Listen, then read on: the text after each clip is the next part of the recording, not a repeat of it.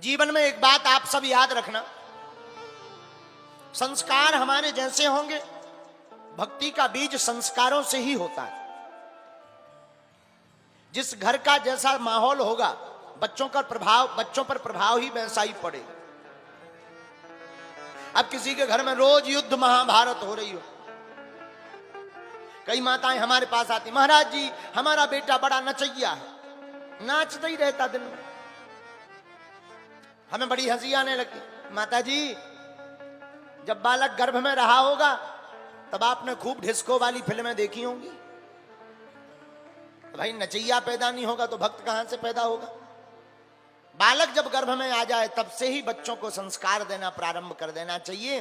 गर्भस्थ अवस्था में जैसे संस्कार बच्चों को मिलते हैं, जन्म लेने के बाद बच्चों का स्वभाव और बच्चों का चरित्र और हमारे बच्चों का व्यवहार भी वैसा ही बनने लगता है।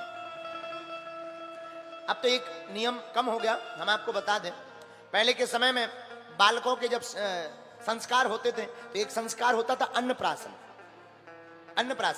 अन्नप्राशन का संस्कार जब करवाया जाता था, पहली बार बच्चे को जब खाने के लिए मुंह में दिया जाता था तो बच्चे को बीच में बैठा देते थे, अगल बगल बहुत सारी वस्तुएं रख देते थे, पूजन की, भजन की, प्रसाद, माला, घंटिया, शंख, खेलने की वस्तुएं, खाने की वस्तुएं, मिर्चा, मिठाई, सब कुछ अगल बगल रख देते थे। बच्चे की रुचि जिस तरफ जाती थी माता पिता समझ जाते थे कि इसका संस्कार भी वैसा ही पड़ा हुआ है।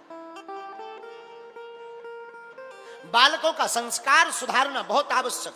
जितने भी माता पिता यहां बैठे हैं, हमारी प्रार्थना है अपने बेटा और बेटी के संस्कारों को जरूर सुधारो। अपने बच्चों को आप पढ़ाई भी करवाओ, पर पढ़ाई के साथ साथ संस्कारों को ना भूलें। चाहे वो देश में रहें या विदेश में रहें, भारतीय संस्कृति के उपासक हमेशा बने रहें।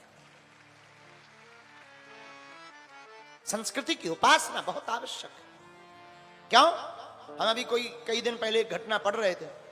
एक बालक बड़ा पढ़ा लिखा IAS ऑफिसर, और उसने आत्महत्या कर ली। हम जब उसका आर्टिकल पढ़ रहे थे तो पता लगा कि पत्नी के विद्रोह के कारण उसने आत्महत्या की।